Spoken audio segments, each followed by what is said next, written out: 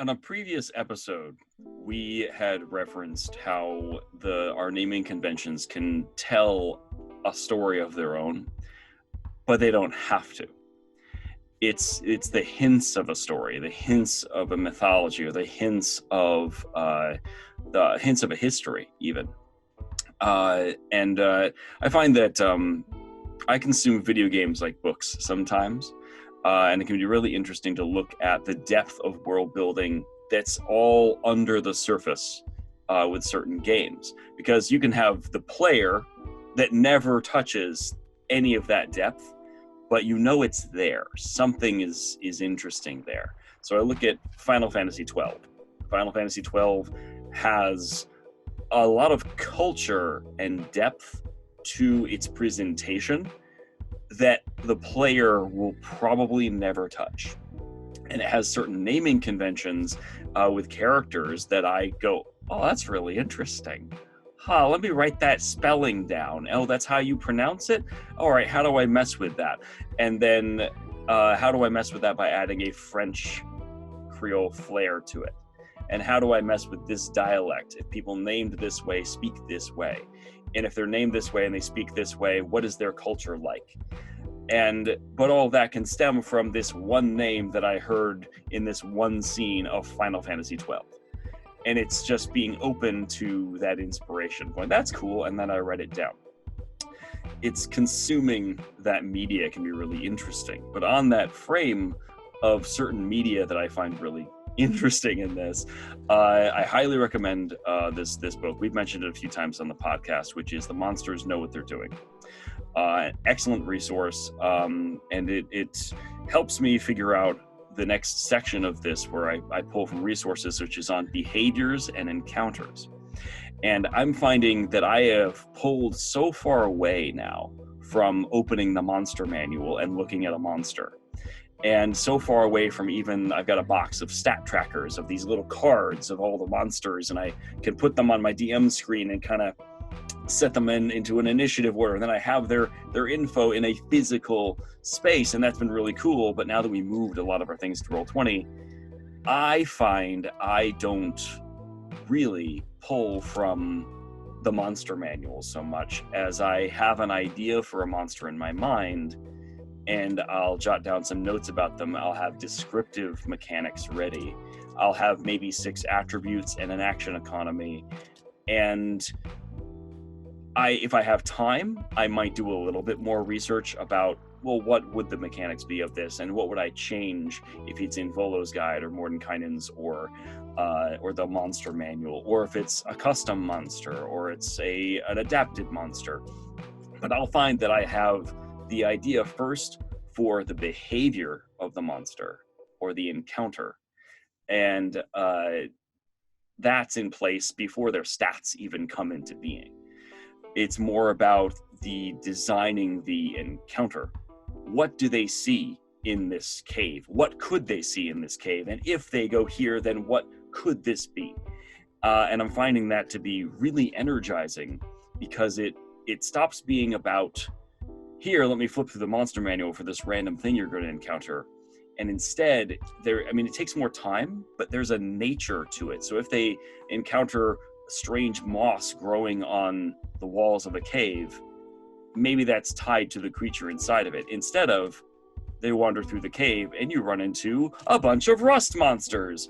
What if there's moss growing on the walls that can slowly rust your gear and you're not supposed to touch it? That can also provide hints to what the monster is.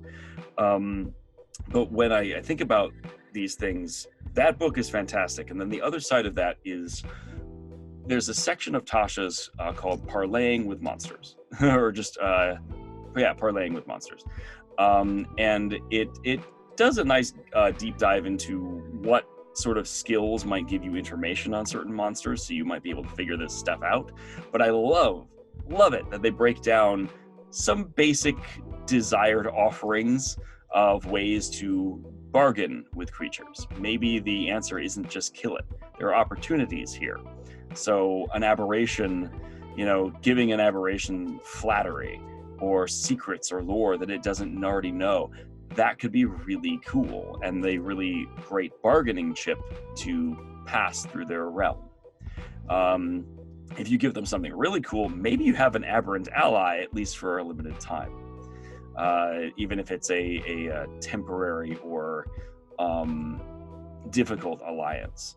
And I love that, you know, your fiends, one of the biggest things, your fiend, offer your soul. Because duh.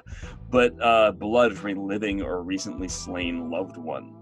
Like, oh, how terrible. But also, as you get into these, if you start looking at what their possible desires are, and you already know, as if you make a knowledge check, what those desires are, you as the player can also discern, can we bargain our way out of being crushed by a giant?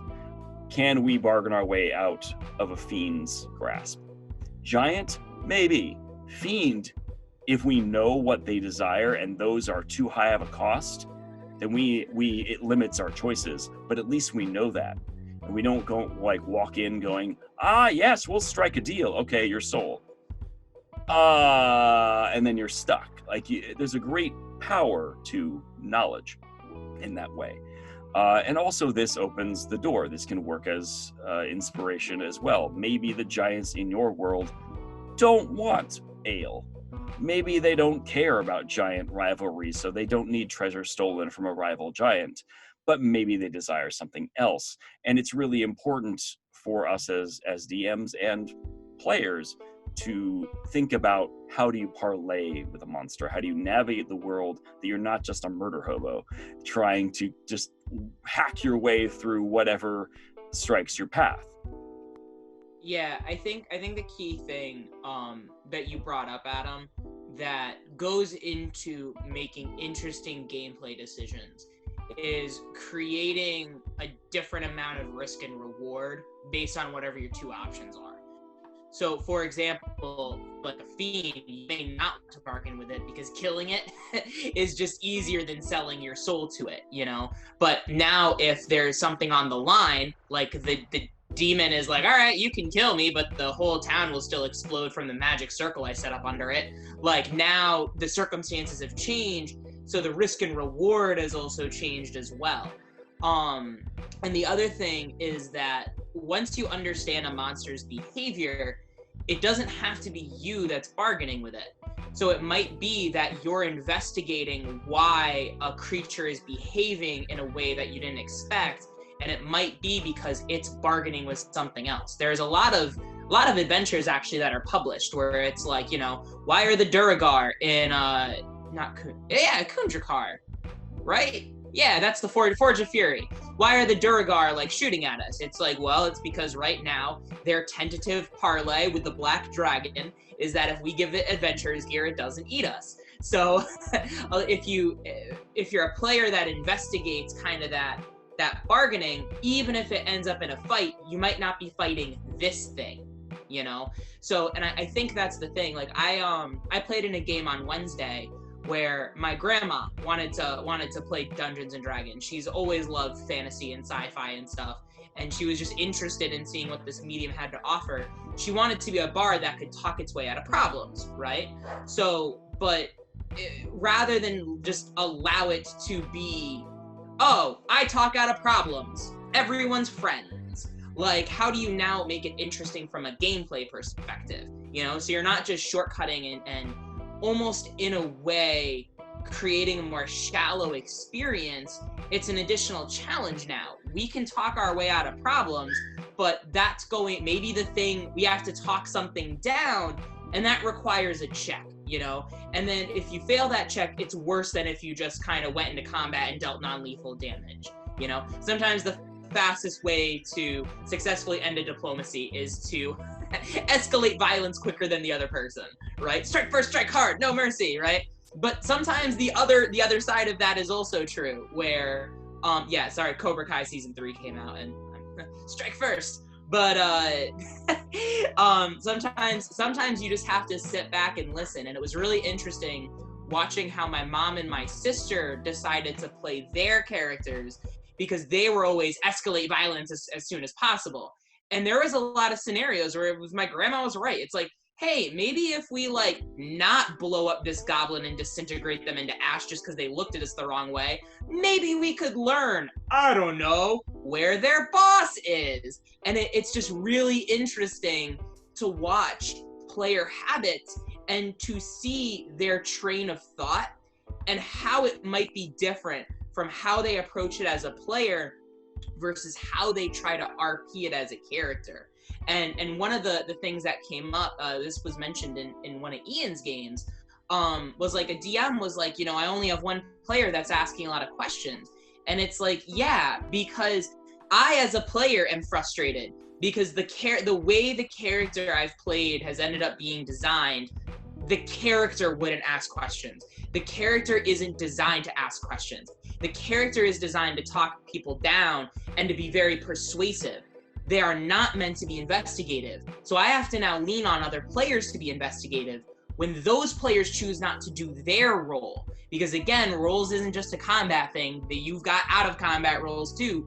Now I as a player am stuck and I'm getting frustrated, So I had to abandon and retire a character because none of the other players were picking up their out of combat slack. So it's kind of like when a support caster never heals anybody, it ends up somewhere similar. So parlaying monsters is just another tool in kind of your party's toolbox. It's not always the best answer, but sometimes a clever DM can create a more enriching experience when they really deep dive into a monster's motivations and behaviors, even if it doesn't directly affect the party. Thank you so much for listening to some of our podcast highlights. This podcast is part of the Darkmoor Podcast Network. If you want to support the content creators, feel free to visit our Patreon, and please, game responsibly.